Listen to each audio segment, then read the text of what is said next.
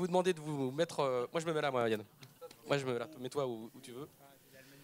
On va attaquer une nouvelle table ronde, cette fois consacrée au contenu. On a eu une discussion absolument passionnante sur les nouveaux formats et les évolutions nécessaires de notre petit monde aujourd'hui.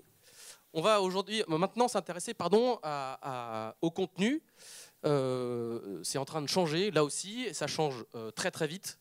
Il y a encore quelques jours, avec un certain nombre de gens qui sont ici et d'autres qui sont de l'autre côté de Twitter, on a passé une nuit quasi blanche à suivre en live l'arrivée de Groupama. On a pu suivre en direct les avaries de Safran, bien avant les marins qui étaient sur l'eau, puisqu'on voyait les trajectoires.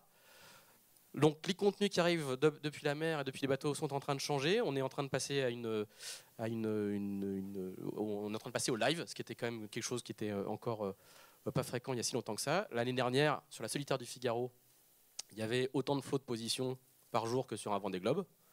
C'est en train de changer aussi. Ils sont passés à 6 minutes par jour. Donc on voit bien qu'il y a beaucoup de choses qui sont en train de changer dans ce secteur-là. Pour pouvoir en discuter, on a encore une très très belle brochette d'invités. Je vais partir du bout de la table. Le jeune homme avec le polo vert, c'est une star du journalisme anglais. C'est bon, ça se traduit bien? Donc c'est James Boyd du Daily Sail. Si vous n'êtes pas encore abonné au Daily Sail, ça coûte 36 livres par an. C'est ça, James? Very cheap. Very cheap, voilà. C'est pas cher du tout.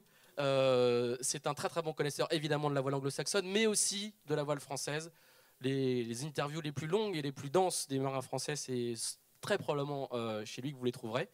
Et voilà, donc abonnez-vous à The Daily Sail. Et c'est intéressant de le recevoir aujourd'hui parce qu'il connaît bien la voile française. Il va avoir une vision un peu comme Bruno Dubois, à cheval sur plusieurs mondes, et c'est ça qui est intéressant. Juste à côté de lui, Christian Dumas, qui en fait est de la même promo que Didier Ravon. C'est tous les deux des garçons qui font partie d'un des réseaux les plus chics de la voile. On va dire que c'est ça, le Quorum Sailing Team, qui avait gagné l'Admiral's Cup en 1993. 91, pardon, 91, excuse-moi Jimmy. Et Christian est aujourd'hui le patron d'une société qui s'appelle Imagily, qui fait Sailing News, qui est la principale chaîne web d'images voile. À côté de lui, la star locale du moment, Yann Rioux, qui est le média crew member de Groupama, qu'on peut applaudir parce qu'il est en tête de la Volvo quand même. Mais que vous devriez surtout applaudir parce qu'il a gagné 3 fois le mini Fastnet avec 3 skippers différents. C'est comme ça, sa vraie hors de gloire. La Volvo, c'était quand même autre chose. Je ne pouvais pas le rater. À côté de lui, Didier Ravon, le rédacteur en chef de Voile et Voilier, qu'on ne présente plus. Et à côté de lui, c'est pour ça qu'on a parlé un petit peu de Mini, Olivier Avram, qui est le président de la classe Mini, qui va nous expliquer en cours de discussion pourquoi et comment, avec des bateaux où on n'a aucun moyen de communication vers l'extérieur, on arrive quand même à raconter des histoires. Donc il sera là un petit peu pour prendre le contre-pied de tout ce qu'on va raconter sur les nouveaux contenus, les nouvelles manières de communiquer entre les bateaux et la terre et les bateaux. Alors je vais commencer, question un peu corporatiste en direction des 2 journalistes qui sont ici présents.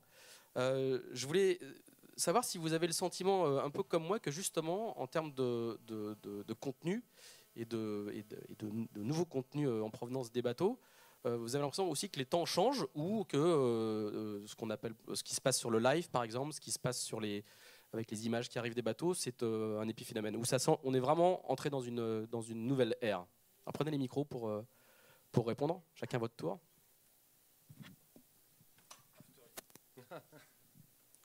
Merci.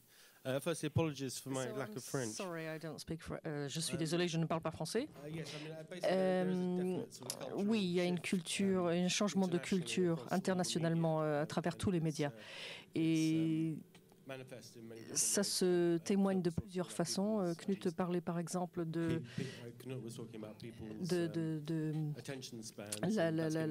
niveau d'attention des gens qui raccourcit. Et les vidéos idéales, c'est d'environ 1 minute. Sinon, vous perdez la concentration de tout le monde. Ça ne se passe pas très bien pour moi comme ça, parce que avec un site web avec des contenus assez approfondis, c'est difficile de savoir comment ça va se passer dans le futur. Un autre changement significatif est comment le contenu va être livré. Déjà, on a vu des changements considérables des 10 dernières années où mon site web, il y a 10 ans, les gens allaient sur leur ordinateur et lisaient 2-3 fois par jour. Maintenant, la plupart des gens reçoivent les actualités sur un téléphone ou des équipements mobiles comme des iPads, et je suis sûre que Christian voit ça aussi, et on voit ça de façon que les gens suivent les courses, que ce soit la Volvo ou le solitaire du Figaro. Les gens, d'abord, ils veulent les actualités courtes, mais ils veulent un petit peu plus fréquent, et des choses comme ça. Ce que ça veut dire en général pour le média, c'est que, encore, c'est difficile à dire, puisque quand la télévision est arrivée, tout le monde dit que ce serait le mort de la radio. Ça ne s'est pas passé comme ça. L'attention des gens devient court, si ça va tuer d'autres formes de médias. Je pense que c'est peu probable, en fait. Je pense que le gâteau va se partager entre de plus en plus de monde, en fait. Didier, toi, quel est ton sentiment sur cette évolution? Est-ce que tu fais le même diagnostic que moi, pour le coup? C'est évident qu'on est rentré dans une nouvelle ère. Là. Si je prends l'exemple de cette Volvo, alors c'est pas la première fois, mais sur notamment la fin de cette étape dantesque, je crois qu'on a tous vu ces images absolument extraordinaires.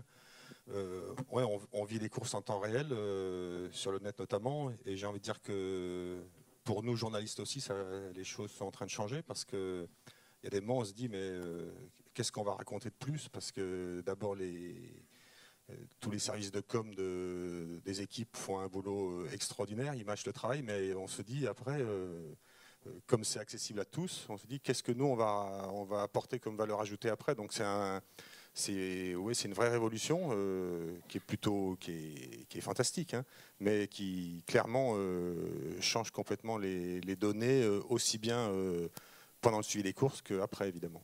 Et comment vous répondez à la question à Volley quand on est un mensuel, alors avec un site qui peut faire plus que du quotidien, mais comment vous arrivez justement à répondre à cette question, même si le phénomène, je parle en particulier du live, hein, est vraiment très récent? Nous, justement, notre rôle maintenant, c'est quand on est plus dans un rôle d'analyse après.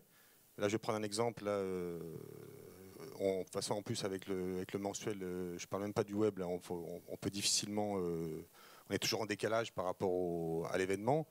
Mais là, par exemple, dans ce qu'on a fait hier, on a fait une visite vidéo de Groupama 4 qu'on va proposer en plusieurs épisodes. Et donc, ça sera en complément d'interviews et d'analyses après la course, parce qu'on va attendre que Groupama ait gagné, évidemment. Et donc voilà, c'est typiquement ce genre de choses on a vu les images, encore une fois, embarquées, qui étaient, moi j'ai trouvé absolument phénoménales à titre personnel. Et là, on a demandé hier, en l'occurrence à Laurent Pagès, de nous faire visiter son bateau, d'un point de vue assez technique, et puis d'en dire un peu plus. On essaye maintenant de construire nos articles et nos papiers en fonction de ce qu'on n'a pas entendu. Et c'est pas facile, parce qu'on entend beaucoup de choses et tout est presque dit. C'est ça qui est paradoxal, quoi. On espère que vous allez encore trouver des choses à dire quand même. Christian, tu voulais réagir? Oui, je voulais réagir aussi sur la mobilité aujourd'hui. Si on revient 20 ans en arrière, il y avait une route du Rhum, on lisait Voiles et Voiliers un mois après, et puis on savait ce qui s'était passé sur la route du Rhum. Avec Internet, à partir de 96-97, la route du Rhum 98 par exemple, on savait au jour le jour ce qui se passait. Mais maintenant, depuis 2-3 ans, avec les terminaux mobiles, on regarde en permanence. Je suis sûr que pendant la pause, il y en a bien 15 ou 20 dans l'assistance qui ont regardé la position des bateaux du Figaro pour savoir qui était en tête et comment ça avait bougé. Donc maintenant, on regarde tout le temps, mais sur des périodes très très courtes. Et c'est ça, donc tout le mode de traitement de l'information évolue dans ce sens, quoi. James, quand on ne fait pas une revue papier, mais qu'on fait un site internet, et que les temps de rafraîchissement de l'information se raccourcissent de plus en plus, comment est-ce qu'on arrive à suivre? Il faut embaucher 30 personnes. Oui, tout à fait. Et vous faites une crise de nerfs.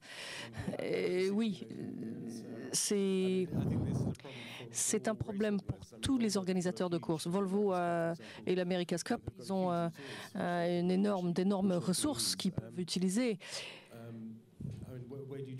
Où est-ce qu'on met la limite? Est-ce que tout le monde va rafraîchir toutes les secondes de la journée? Où est-ce qu'on met la limite?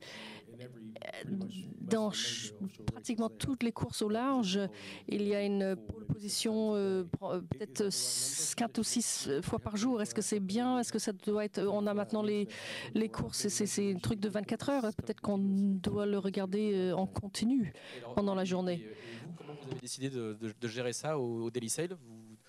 Vous faites pas des papiers en permanence, vous avez un temps de travail normal, vous commencez le matin à 8 h et vous finissez le soir à 10 h. Je commence à 6 h du matin et je finis à minuit. Non, il faut juste le gérer avec les ressources qu'on a. D'une façon, il faut avoir une vie aussi. C'est très difficile, effectivement. Quelque part, il y a une limite. Et pour les organisateurs de courses, je pense que c'est très difficile de trouver où se situe cette limite. Et il faut le deviner quelque part.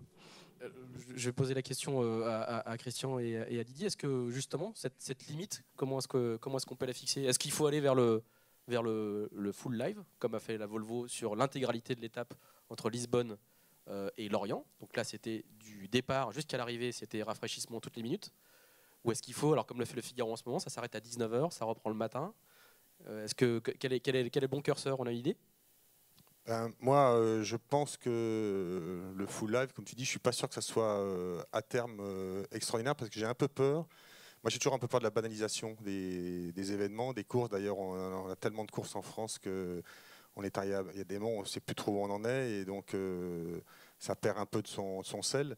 Donc c'est vrai que c'est très séduisant de pouvoir suivre une étape. Et c'est vrai que quand on aime le bateau et qu'on a fait un peu de régate, et même si on n'en a pas fait, si le truc s'arrête, on est frustré. Mais en même temps, moi je reprends encore la dernière étape entre Lisbonne et Lorient.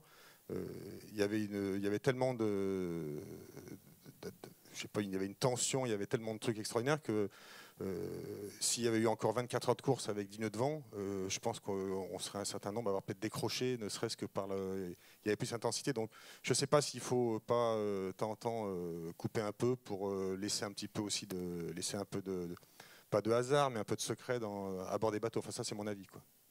Christian? Si on regarde la Transat 650 et les Mini, il y a des audiences importantes sur Internet, et pour autant on a peu d'infos, quoi.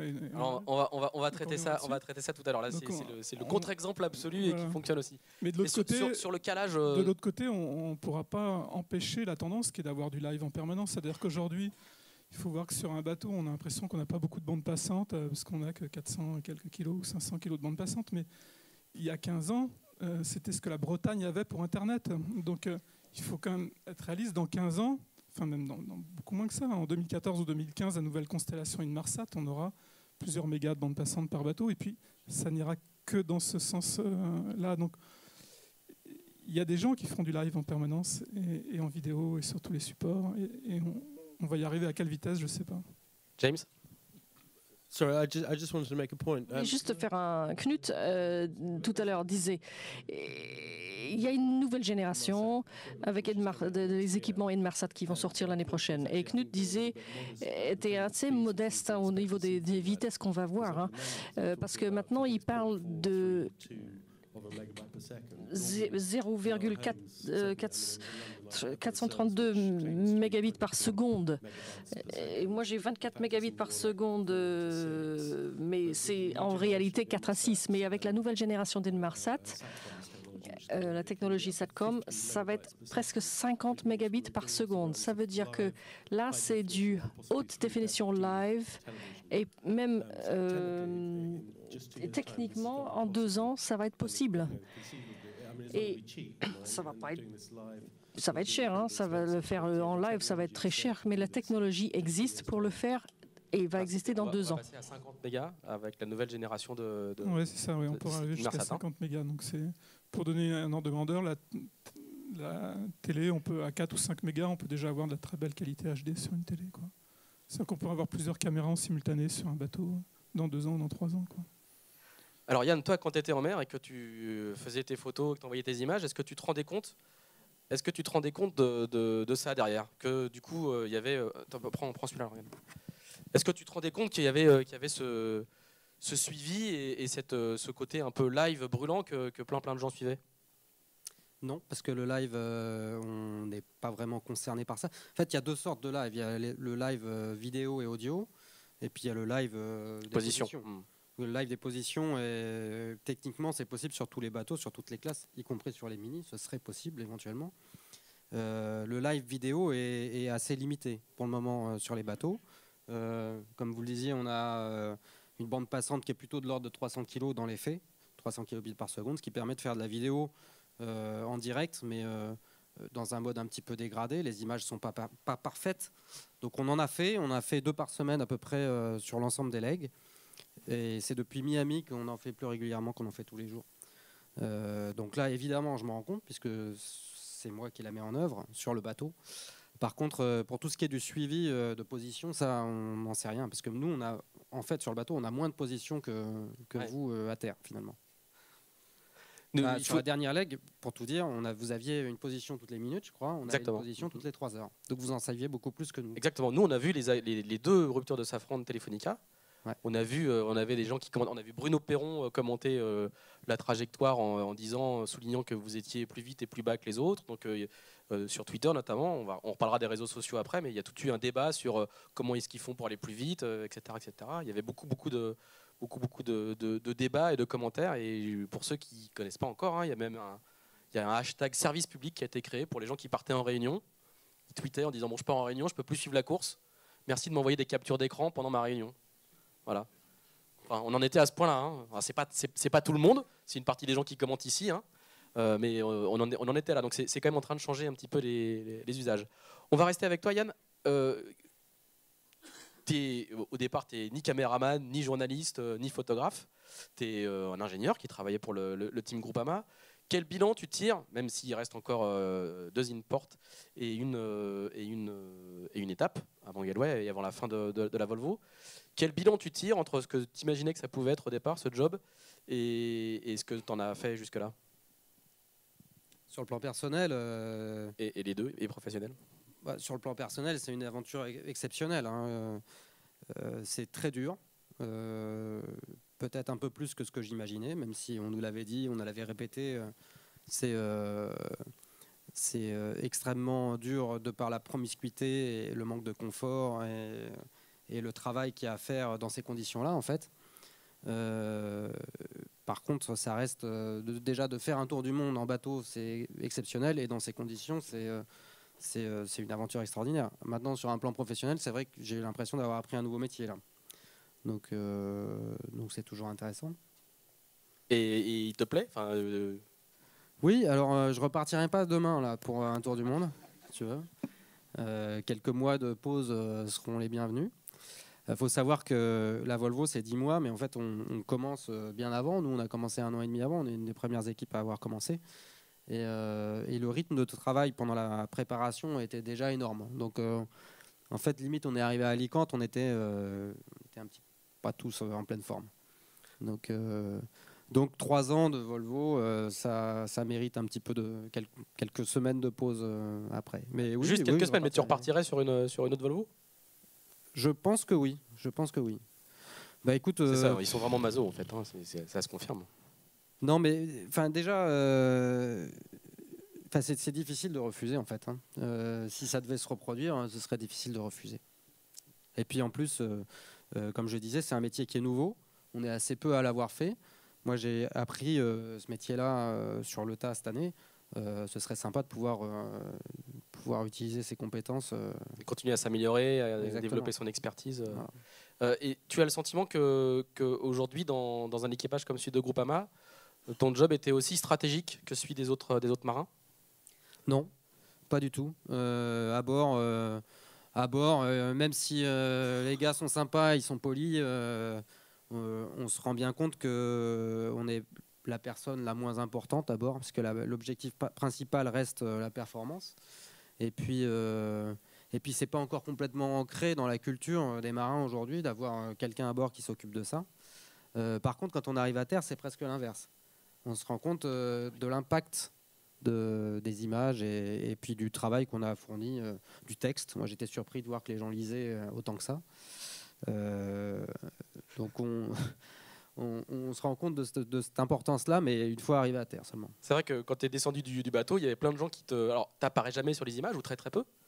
On entend ta voix quand il y a des vacations, mais il y avait plein de gens qui te remerciaient sur le ponton. Merci, bravo pour ce que tu fais. Les gens t'avaient quand même identifié. Ah oui, oui. Pas seulement ici à Lorient, hein, d'ailleurs. Hein, c'est senti au fur et à mesure au cours du tour du monde. Mais bon, là, c'était encore plus évident ici. Ouais. Ah ouais.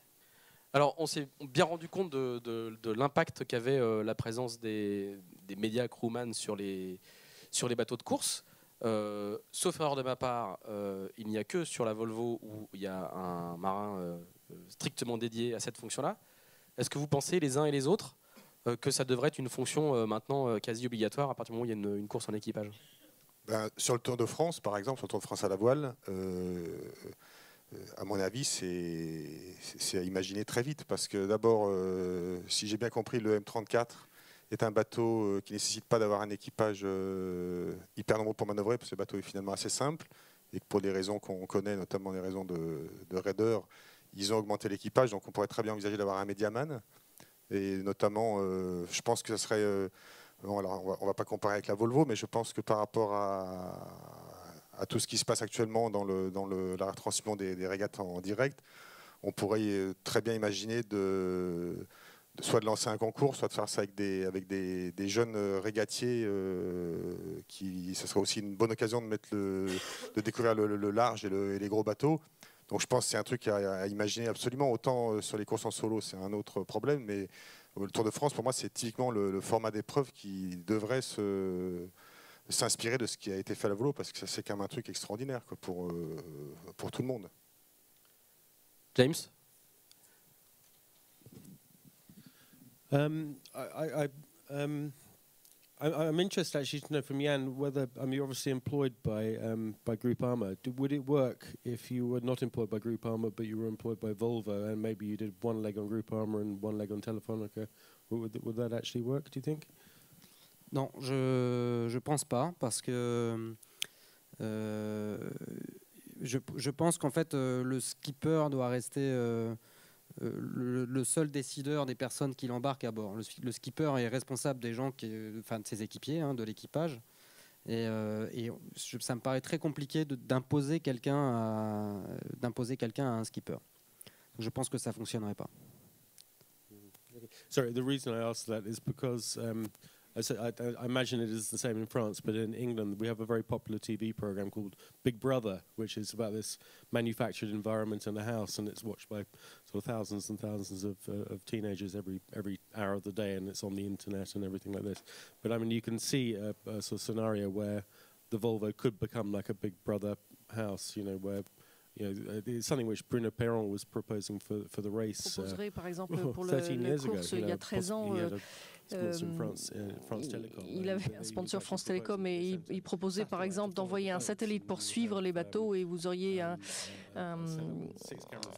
6 caméras à bord autour du bateau, avec un producteur qui restait à Paris. Et je pense que dans les années à venir, ça pourrait être une possibilité dans les courses offshore comme le Vendée Globe ou le Volvo. Je rebondis sur ce que disait aussi juste avant, en introduction, Knut Frostadt. Il racontait qu'ils avaient travaillé sur un projet avec McLaren où on aurait les constantes, en gros, des marins à bord. La prochaine, vous porterez des gilets qui donneront en permanence sur le site internet de la Volvo votre température, votre pulsation cardiaque, etc., etc. Donc là, on est vraiment dans le là, c'est même plus du live, c'est de la télémétrie permanente. Mais ce que je pense qui est intéressant avec les médiamans, c'est qu'ils ont encore un rôle éditorial. de sélection, de choix des interviews, de choix des images. Ils éditorialisent le contenu, il ne vient pas brut depuis les bateaux et on n'en est pas encore à cette étape-là et ça me semble relativement important. Pour revenir sur la question de l'obligation d'avoir un médiaman ou pas à bord, sur les courses offshore comme la Volvo ou le Tour de France ou les modes, ça semble indispensable. Par contre, quand on regarde les AC45, il y a une très très belle production vidéo sans qu'il y ait aucun médiaman, donc tout est automatisé. Donc je pense qu'il faut vraiment faire la distinction entre les courses offshore et les courses qui durent un quart d'heure, une demi-heure ou une heure. C'est quoi la différence entre les deux, à ton avis? Pas de problème. C'est une table ronde, c'est pas une table carrée avec moi qui préside. La différence, c'est qu'on dispose de plus de moyens. Sur les AC45, on a 3 caméras ou 4 caméras, on peut switcher de l'une à l'autre. On a le son de tout le monde, donc quelqu'un qui est extérieur peut commenter ce qui se passe et comprendre ce qui se passe à bord. Sur une course offshore, c'est impossible sans médiaman de comprendre. Ouais. En fait, je souhaite abonder dans ton sens, parce qu'on a sur les imports, on a effectivement ce rôle-là, le rôle qu'ont les caméras automatiques sur les AC45. Mais en fait, sur les courses import, finalement, c'est uniquement le parcours et la course en soi qui est intéressante. Alors que sur l'offshore, il y a toute une dimension humaine, en fait, qu'on n'a pas à raconter, ouais, tout à fait, voilà. À faire partager. Je pense que c'est le rôle principal en fait du médiaman. La partie éditoriale, l'éditorialisation des contenus. Ouais, voilà. Éditorialisation.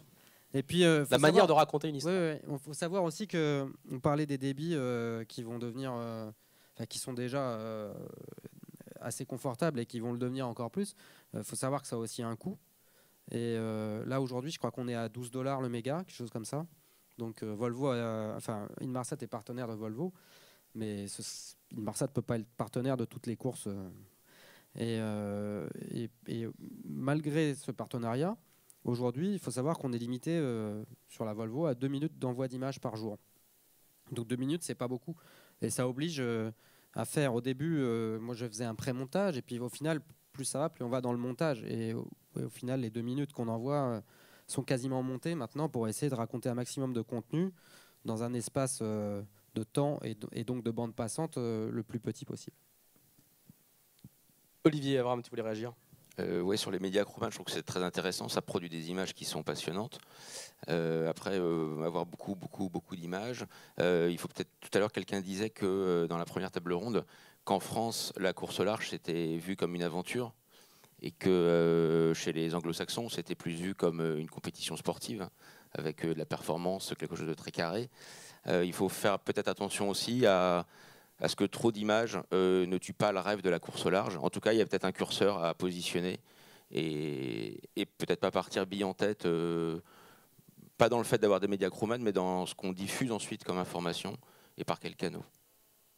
Alors c'est un vieux débat en fait dans le monde des médias et de la voile qui est la peur de faire ce que James racontait, d'avoir Big Brother qui raconte tout. Je crois qu'on parle de ça depuis Hélène MacArthur qui envoyait beaucoup d'images sur le Vendée Globe 2000-2001.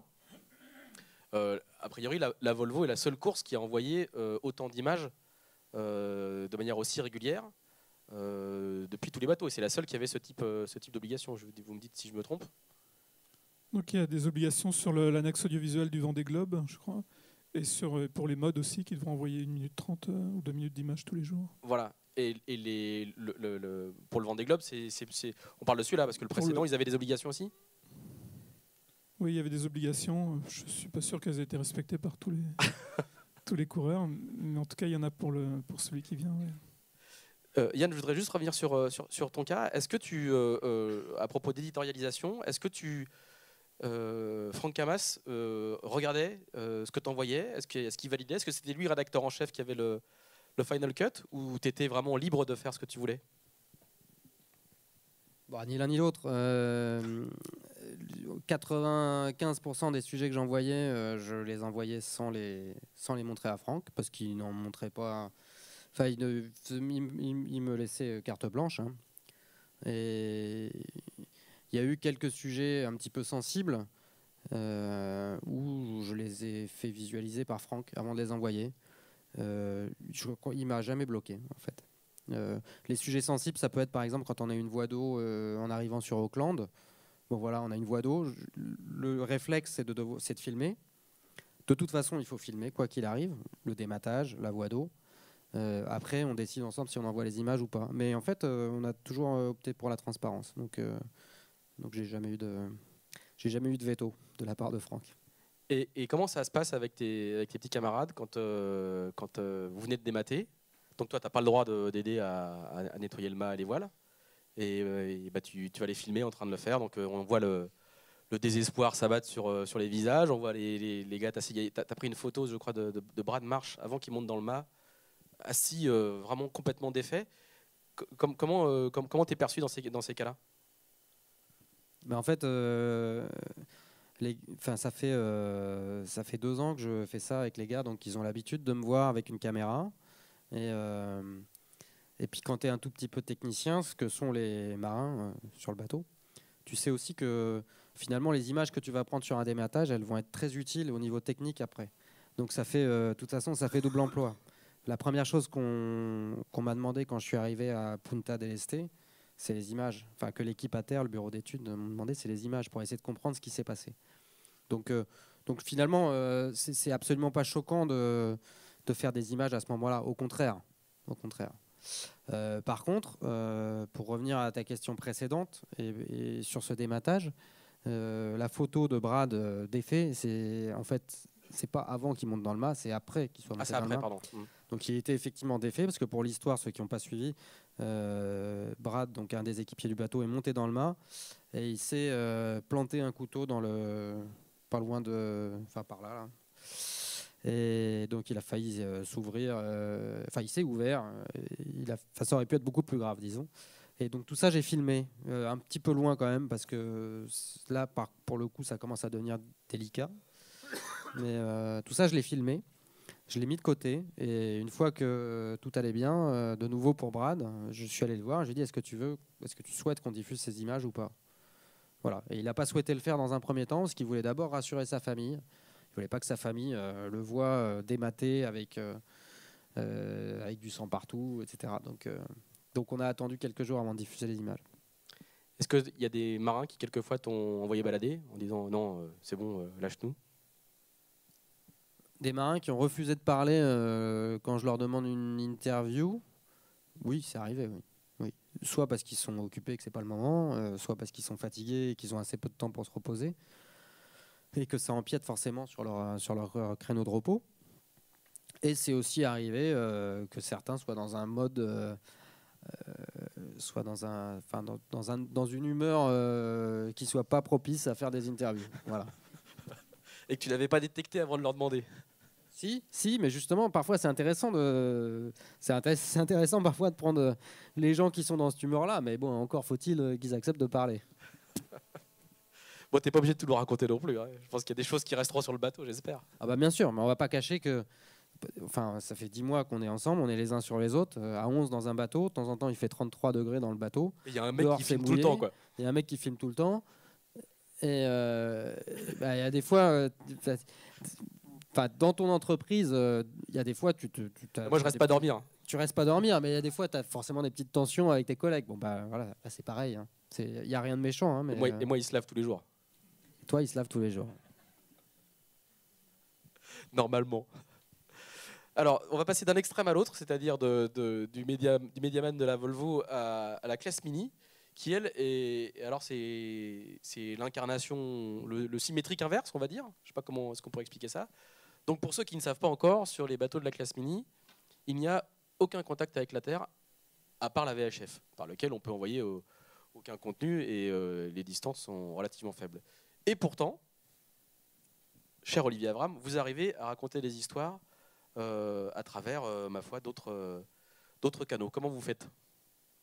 D'abord, en préalable, moi, ce que je peux apporter, c'est un témoignage de ce qui se passe aussi sur un circuit qui est complètement différent de celui de la Volvo. C'est un circuit de promotion et c'est un circuit amateur. Donc on n'a pas non plus les mêmes exigences en termes de retombées et les budgets n'ont absolument rien à voir. En revanche, avec des coureurs qui n'ont comme seul moyen de donner de l'information à terre que de passer par des bateaux accompagnateurs qui encadrent la flotte sur une transat. Donc ça passe via, pour le coup, on a un espèce de media crewman sur les bateaux accompagnateurs qui encadrent la flotte, et qui sont censés pouvoir essayer par VHF de faire un peu d'enregistrement ou de renvoyer de l'info pour qu'après les hommes de l'art dans un PC en France puissent alimenter un site web et faire vivre la course. Alors la course, elle se fait vivre par les positions, par les trackers qu'on a. Et puis en fait, ça nécessite un gros travail d'anticipation de la part d'une équipe de rédacteurs qui vont faire un très gros travail pour tout au long de l'épreuve ensuite alimenter en communiqué, alimenter en images. C'est-à-dire qu'ils vont voir les coureurs, ils les connaissent bien et ils ont du stock un peu froid, quoi. Ils ont du stock froid et en fonction des routes, en fonction des infos qu'ils peuvent avoir par la direction de course, ils vont raconter une histoire. Et en fait, ils racontent une histoire et c'est ça qui est passionnant, c'est que les gens vont tous les jours sur le site de la Mini, de la Transat, pour lire l'histoire, pour écouter l'histoire qu'il leur a racontée tous les jours. Et on a des retours à l'échelle d'une course comme la Mini qui est assez énorme. Sur la dernière Transat, il y a eu 6 millions de pages vues. Donc c'est assez colossal. Tout ça mis bout à bout avec comment ça s'appelle, les Virtual Regatta, qui aussi du coup drainent beaucoup de monde. On arrive à avoir une audience sur la Mini qui est assez importante.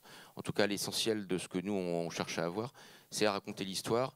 Et encore une fois, on est un circuit amateur, donc on la raconte pas pour avoir un retour sur investissement de sponsors direct. On cherche à raconter des histoires pour que la grande communauté Mini qui suit ces épreuves puisse s'y retrouver. Vous avez aussi vous avez eu des pressions de manière relativement récurrente pour vous ouvrir aux nouvelles technologies. On dit, il y a des gens qui ont dit on veut bien organiser la Mini, mais il faudra que vous ayez des téléphones par satellite. Régulièrement, il y a des nouveaux coureurs qui arrivent, ceux qui sont les plus pros qui disent mais moi il faut que j'envoie du contenu à terre pour mes sponsors. Mais c'est l'un des fondamentaux de la classe, pas de contact avec la terre. Ouais, ça c'est lié à plusieurs raisons. Il y a une liaison historique qui est qu'on est une course de promotion, on est un circuit de promotion et la Transat est une course de promotion de la course au large. Je pense qu'ici il y a pas mal de monde. Enfin, il y a quelques coureurs qui sont passés par la Mini. Et en réalité, sur une Transat en 650, c'est un moment d'immersion totale. On a une vocation pédagogique et initiatique. Et donc l'objectif a toujours été que le coureur se retrouve en situation solitaire totale. C'est-à-dire qu'il n'a personne sur qui s'est penché. S'il a un problème technique, un problème personnel, il faut qu'il le résolve tout seul. Voilà. Donc ça, c'est un petit peu philosophique. Ensuite, on a un problème technique. On a des bateaux avec peu d'énergie qui ne doivent pas coûter cher et qui sont très, très, très humides. Encore plus que sur la Volvo, je pense. Non, tu connais les deux. Bon. Et sur la Volvo, il navigue sous l'eau en fait.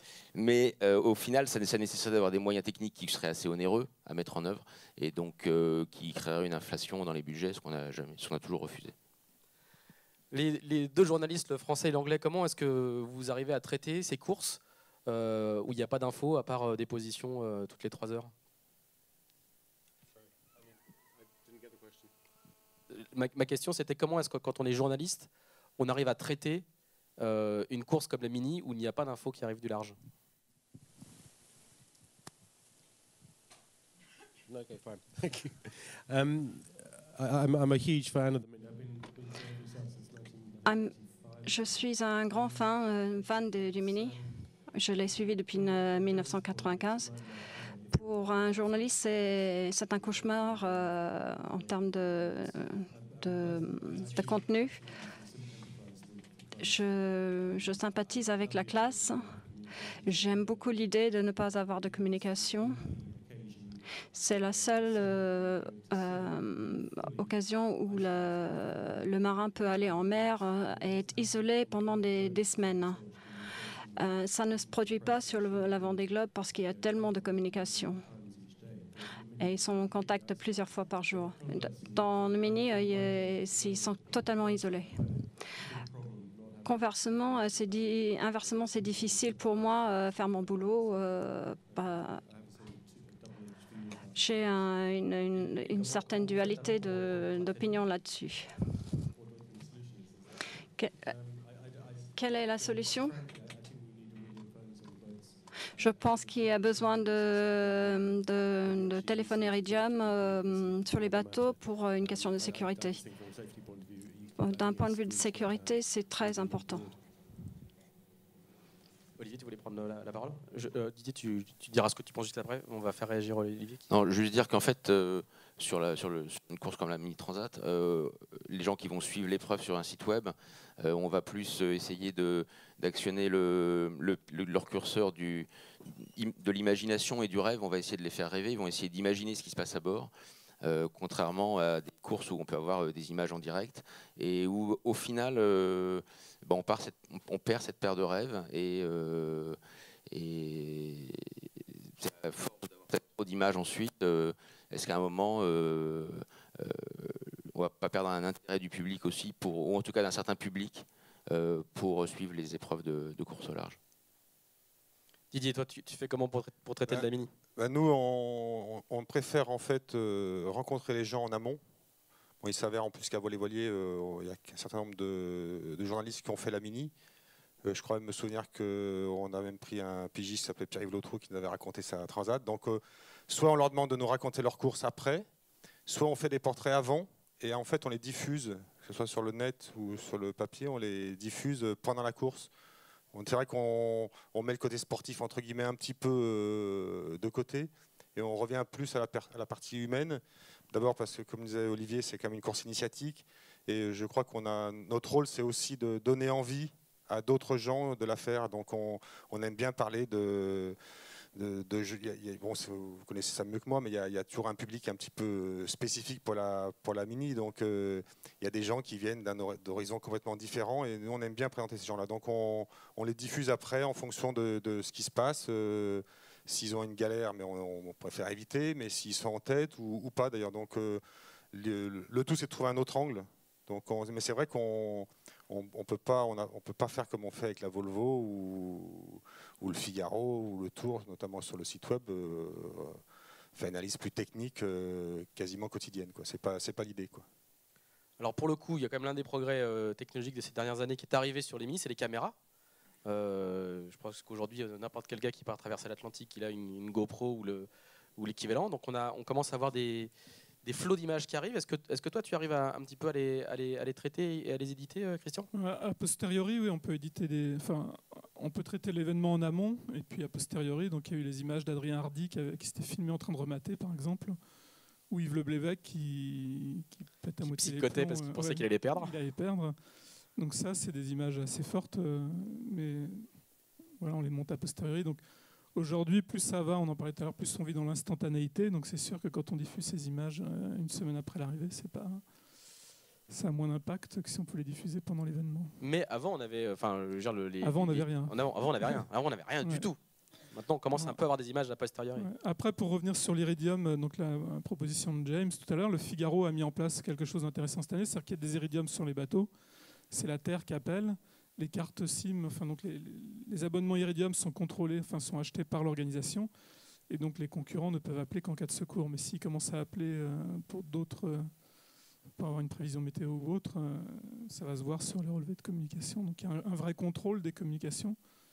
Et par contre, ça apporte la sécurité, ça apporte un côté média qu'il n'y avait pas avant. Ça sera en débat un prochain conseil d'administration de la classe Mini, Olivier? C'est un sujet qui revient tous les ans. Et tous les ans, vous votez non? Et jusqu'à maintenant, oui. Olivier, c'est? Pourquoi?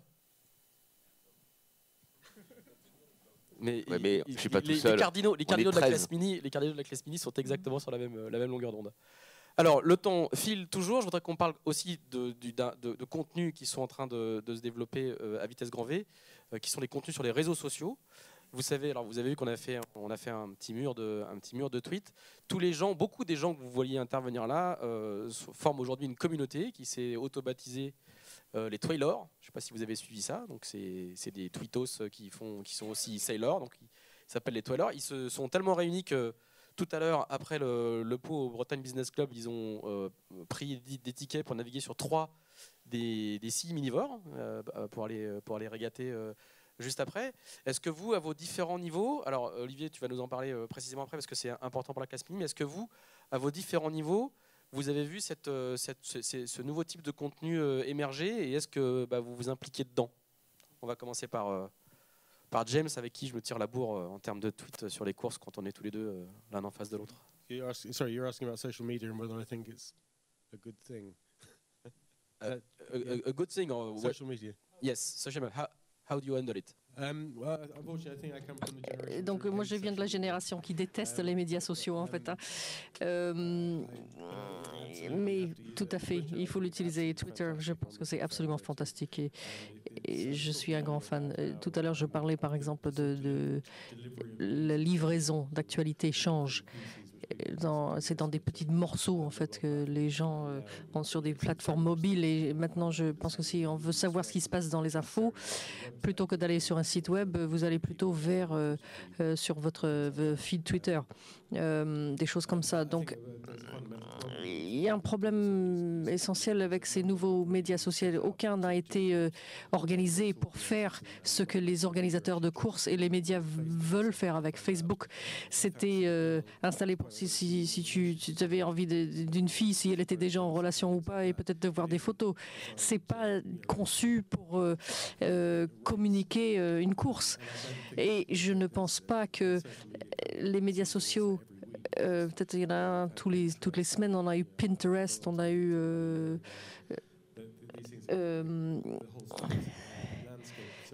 tout le paysage des médias sociaux change tellement rapidement et je pense qu'aucun des médias n'est conçu pour faire ce que nous, des gens comme nous, voulons faire avec. Je ne sais pas quelle est la solution à ça. Ça ne se passe pas correctement actuellement. Alors, une vision radicale et dure des médias sociaux. Christian ? Moi, j'ai une vision un peu différente des médias sociaux. Bon, c'est un sujet, on pourrait en parler des heures, mais je voudrais juste donner un petit exemple sur YouTube dans un premier temps.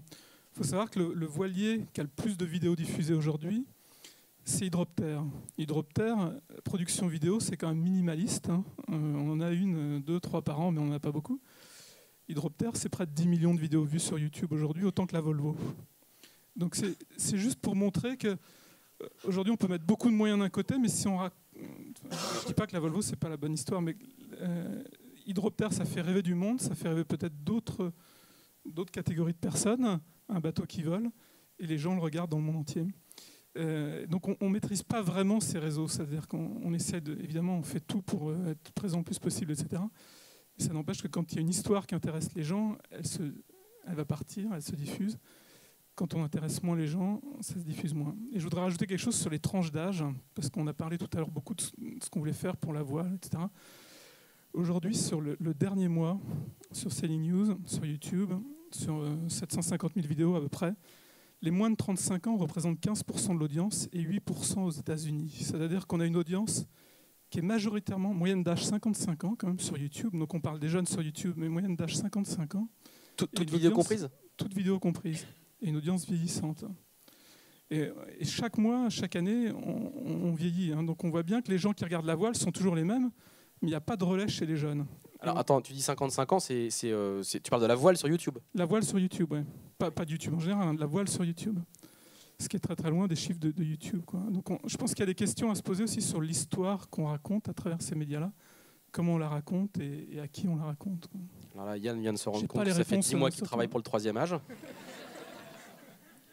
J'ai pas les chiffres de la Volvo. Ouais, je fais de la provocation. Mais... 55 ans, tu y seras bientôt. Ouais, je sais, mais je me sens vieillir. James voulait revenir sur les médias sociaux. Je suis d'accord avec mon ami Christian que YouTube, c'est un autre outil très, très valable. On regarde tout le temps les statistiques sur les sites et la chose la plus populaire de tous les médias en ligne, c'est la vidéo qui va virale. On a vu ça avec Telefonica, la vague sur Telefonica. Et il y a une amie à moi qui elle est chef de médias pour Rupert Murdoch en Australie. Et la plupart de vous ont dû voir Alex Thompson avec la quille et lui dans un espèce de truc de James Bond dans son costume Hugo Boss. Et ça, c'était le numéro 1 vidéo virale sur en Australie, hein, l'autre côté du monde, pour plusieurs semaines. Ça illustre la puissance de ce genre de médias. C'est pas évident, mais c'est quelque chose de très très puissant. Yann, est-ce que toi, depuis ton poste en mer, tu avais des échos de ce que les réseaux sociaux disaient de Groupama? Est-ce qu'on t'a demandé de travailler spécifiquement pour eux? Je sais que pour Groupama, ça a été un gros laboratoire, hein, parce que le Groupama Selling Team a 40 000 ou 50 000 40 000 fans. 40 000 fans, voilà. Est-ce que c'était une problématique qu'on t'avait demandé de travailler un petit peu ou pas du tout? Non, absolument pas. Donc ça fait, en plus, comme je le disais tout à l'heure, ça fait 3 ans qu'on est un petit peu immergé et qu'on est la tête dans le guidon dans ce qu'on est en train d'essayer de faire. Donc on a assez peu de temps finalement, et là c'était encore plus le cas sur la Volvo, parce que les temps d'escale étaient très courts. Donc moi sur les temps d'escale, j'avais plutôt tendance à essayer de penser à autre chose. Et donc j'ai pas mesuré du tout cet aspect-là. Alors sauf que jeudi, pardon, tu dois aller rencontrer des fans Facebook de Groupama. Je sais pas si t'es au courant. Oui, on me l'a dit la semaine dernière, oui. Voilà. Moi aussi, j'ai été invité à 18h30. Voilà, eux, ils ont considéré que c'était une population intéressante. Ils ont fait des concours. Et entre autres récompenses, il y a des visites du. On n'est quand même pas complètement ignorant. On sait que Facebook existe et je suis allé et j'ai jeté un œil de temps en temps et je serais ravi de les rencontrer. Mais ce que je veux dire, c'est que notre travail et le mien en particulier à bord du bateau n'est pas du tout destiné pour ce genre de médias. Moi, il est diffusé à chaque fois sur ces médias. Hein. Oui, c'est ça. C'est-à-dire que notre travail est diffusé sur toutes sortes de médias, mais on ne me demande pas un contenu spécial pour les réseaux sociaux. Il n'y a pas de sensibilisation particulière. Non, on pourrait me demander de tweeter régulièrement. Je sais que ils avaient commencé à lancer ça sur la première leg. Le navigateur de Sanya, on ne sait pas comment il faisait. Le navigateur de Sanya tweetait au début, il a tweeté depuis le bateau, semble-t-il. Ou c'était quelqu'un à terre, je ne sais pas si. Je vois Agathe qui peut peut-être nous expliquer ce qui s'est passé. Il n'envoie pas d'image après. Non, il n'envoie pas d'image, mais il tweetait. Ah, il tweetait par email. Ah. Bah, ça passait par le Race Control à Alicante, j'imagine. Tout passe par le Race Control. Didier, comment vous êtes hyper actif sur les réseaux sociaux à Volley-Voilier? Ouais, à Volley-Voilier. C'est Hervé Hillard. Moi, pas vraiment. Ouais. Je suis pas bien spécialiste. C'est super, hein, pour un débat sur les réseaux sociaux, j'ai pris la crème de la crème. Hein. Non, mais sérieusement, non. Il y a des gens qui font ça très bien chez nous. Moi, je considère un peu Facebook et Twitter, je m'y intéresse, hein, attention. Mais je considère un peu comme des outils de promotion de ce qu'on fait, en fait. Mais c'est parce que je suis certainement pas assez impliqué. Mais ce qui est certain, c'est qu'on voit bien qu'on ne peut plus du tout s'en passer. Et que c'est, là, pour rejoindre un peu ce que disait Christian, nous, c'est chaque fois qu'on a fait des grosses audiences, notamment sur des vidéos sur le site, par exemple, c'était soit une image de course, mais il faut vraiment qu'il se passe quelque chose d'exceptionnel, ou alors nous on touche quand même beaucoup de plaisanciers, ou alors c'est une image qui est vraiment merdique au niveau qualité, qui a été fait avec un téléphone portable d'un bateau qui déchire son spi sur l'avant d'un cargo, ou alors ou quelqu'un qui fait une rentrée de port complètement délirante et là on s'aperçoit que Facebook booste les audiences de façon extraordinaire. Donc nous c'est plutôt un outil de promo pour l'instant. Enfin c'est un peu comme ça en tout cas que moi je le vois, quoi.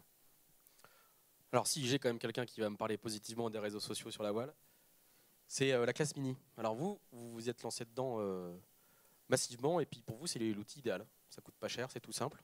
Et ça correspond à l'attente de vos fans. Ouais, moi, personnellement, je ne suis pas la bonne cible. Par contre, en revanche... Après, je m'en vais, moi. En revanche, pour nous, en tant que classe qui devons animer un circuit de coureurs et animer une communauté, c'est un outil fantastique. Ça permet de démultiplier l'information. On a un compte Facebook, on a un compte Twitter. On se rend compte qu'en fait, par le biais de ces vecteurs, ces canaux de communication,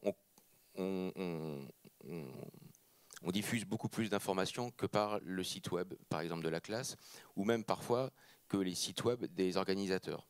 Parce qu'on a une tranche de personnes qui suivent notre circuit qui est assez jeune et qui sont beaucoup plus sur Facebook et sur Twitter que sur des sites web classiques.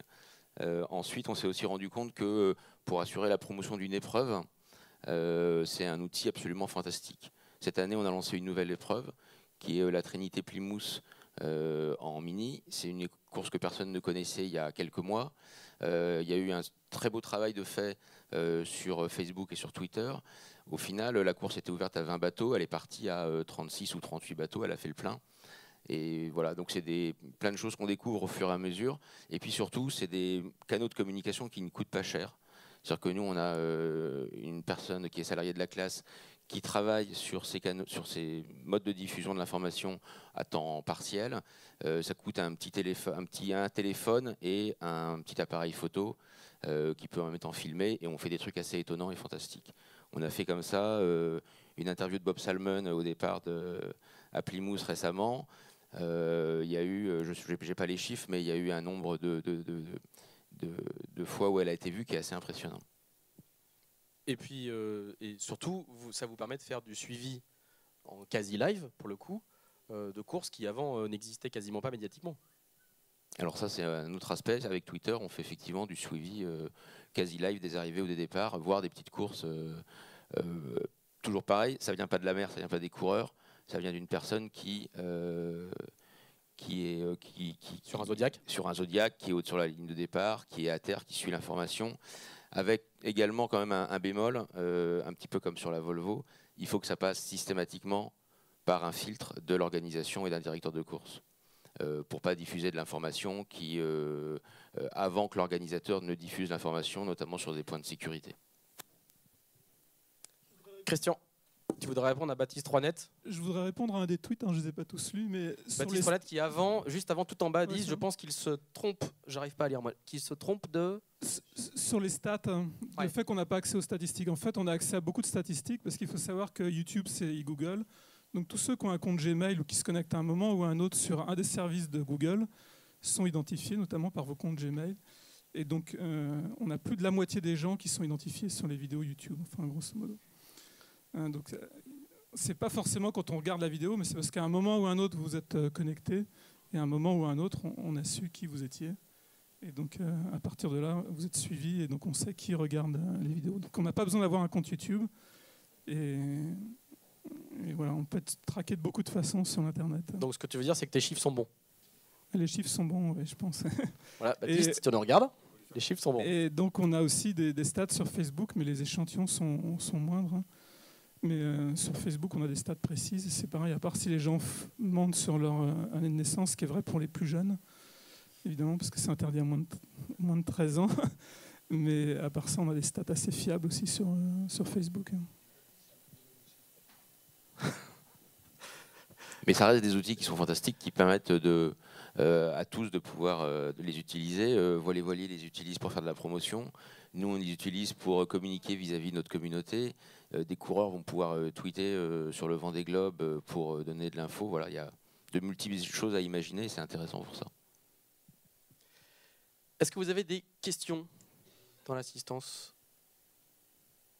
Il y a un micro qui arrive.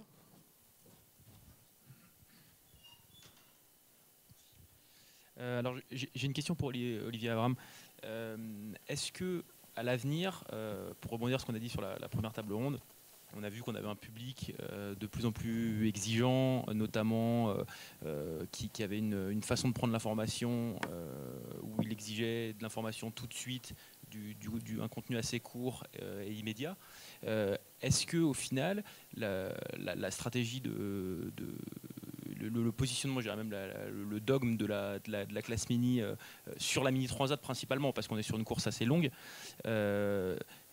il n'y a pas finalement un risque de se priver de cette audience, c'est-à-dire qu'elle ne réponde pas à l'aspect aventureux et descriptif qu'il y a sur le site, qui parle très bien à une génération qui a connu les premières routes du Rhum, les premières transats anglaises avec beaucoup d'imaginaire, mais qui est en décalage peut-être avec ce qu'attendent aujourd'hui les jeunes générations. Bah, aujourd'hui, les gens qui suivent la Mini sont des gens jeunes de toute façon. Et manifestement, vu les fréquentations qu'on a sur les sites, ça fonctionne très bien. Ensuite, on se soucie moins c'est vrai, de la communication que de ce que va vivre le coureur. Voilà, ça c'est notre priorité. C'est que le coureur se retrouve vraiment dans une situation d'autonomie totale et d'isolement et de vraiment vivre une épreuve en solitaire. Ensuite, on a aussi des coureurs. Tous les bateaux sont sponsorisés, tous les bateaux portent un nom sur la coque. Maintenant, il n'y a pas les mêmes nécessités de retour sur investissement pour leurs partenaires.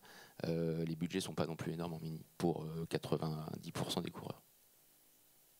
Et puis, ça a plus vocation également. Le support Mini est plus un très bon outil pour faire de la communication interne, de la communication de réseau, mais il ne faut pas se leurrer et se voiler la face. Le circuit Mini n'est pas un circuit pour faire de la communication grand public. Par rapport à vos partenaires institutionnels, les partenaires de la classe, de l'épreuve, il n'y a pas une demande qui fait que si ils voient les chiffres de fréquentation du site baisser pendant la transat, il va y avoir une forme de mécontentement? Pour l'instant, les chiffres augmentent chaque année.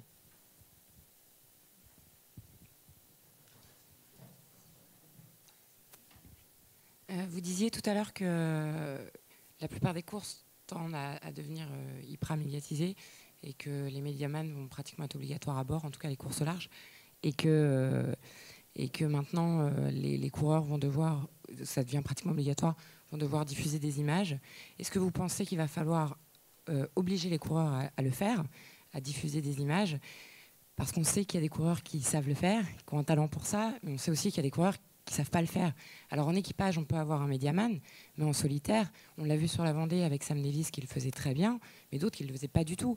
Alors si on le rend obligatoire, est-ce que ça ne va pas pêcher et au contraire desservir certains coureurs et certains sponsors sur les événements? Alors, qui veut répondre à cette question très intéressante? Moi, je vais bien répondre. Enfin, je vais donner mon avis. J'ai envie de dire que c'est un petit peu comme dans les courses. Il y a je pense que les marins d'aujourd'hui doivent être tellement complets. Et ils doivent... à partir du moment où ils veulent gagner des courses et puis faire du business avec le sponsoring, c'est tellement indispensable que j'ai envie de dire qu'il faut maintenant être aussi compétent pour tourner et envoyer des images que pour régler un SPI au largue. Hein. Enfin, je crois que ça fait partie de l'évolution des pratiques de la voile. Donc, si c'est dans le règlement, il faudra qu'il s'adapte. Ah oui, je pense. Enfin, j'ai envie de dire que on dit souvent qu'il faut 10 ou 20 ans pour former un bon marin, un bon régatier, mais beaucoup moins pour former un journaliste. Alors, je ne sais pas si c'est vrai ou faux, mais en tout cas, non, je pense qu'on peut envisager très facilement d'avoir peut-être des sessions de formation pour les gens qui ne sont pas forcément aguerris. Et puis je pense que ça va venir forcément avec. Encore une fois, quand on voit ce qui a été fait sur la Volvo par des gens qui sont quand même à la base des marins, comme Yann, mais qui ne sont pas forcément des gens d'image, quand on voit le résultat au bout de 2 ans, on se dit que voilà. Mais je crois que c'est une question d'envie. Et pour moi, je pense que c'est absolument indispensable maintenant que la génération des coureurs au large soit totalement capable de faire ça. Christian ? Ouais, je pense qu'on a le même problème dans tous les sports. Hein. Dans tous les sports, il y a des sportifs qui sont plus ou moins à l'aise avec les médias devant une caméra.